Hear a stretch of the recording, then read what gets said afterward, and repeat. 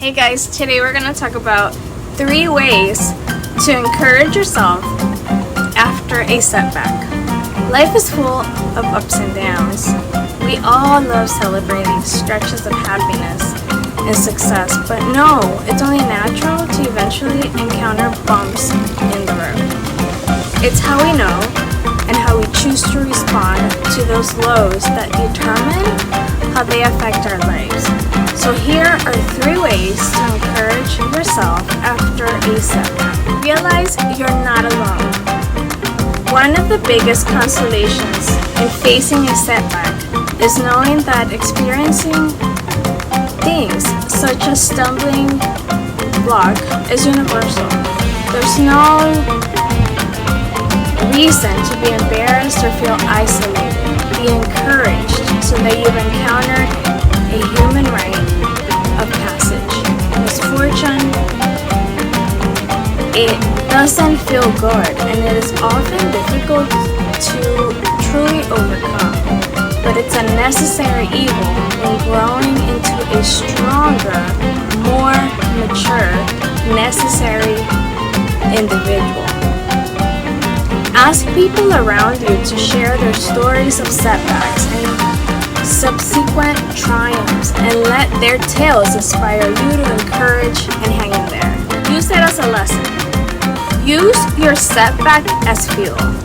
Turn your setback into a comeback and let it sit and motivate you to transform yourself into someone even greater than you were before.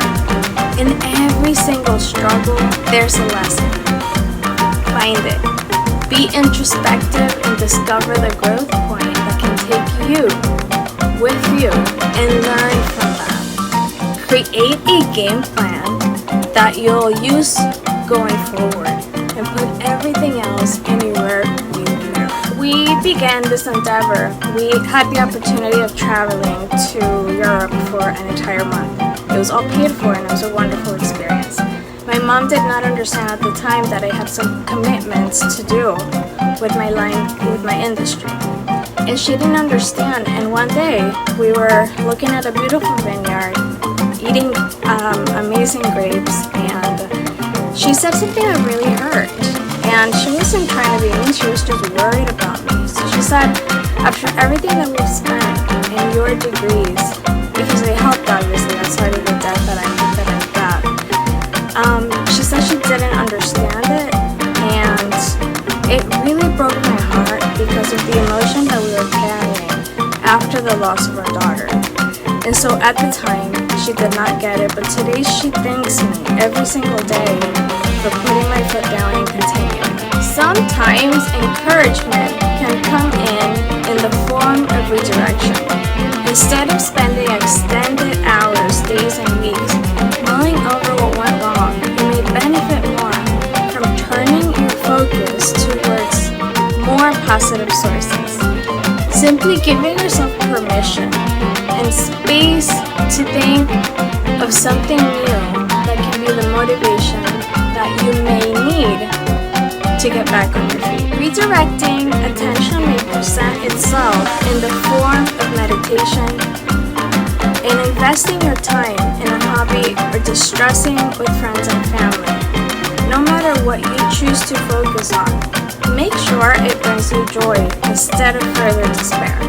Example, I get really negative and kind of depressed when I listen to non-Christian music. I realized that in my teenage years, I had no idea that this is the reason why my emotions were all over the place. So when I realized it, I chose to leave music behind. And I'm not gonna lie, once in a blue moon, I'll just listen to the stuff that I did over 10 years ago, and it changes my mood. Also watching things like soap operas, all these things I had to let go to reframe my mind and continue to live a more positive life.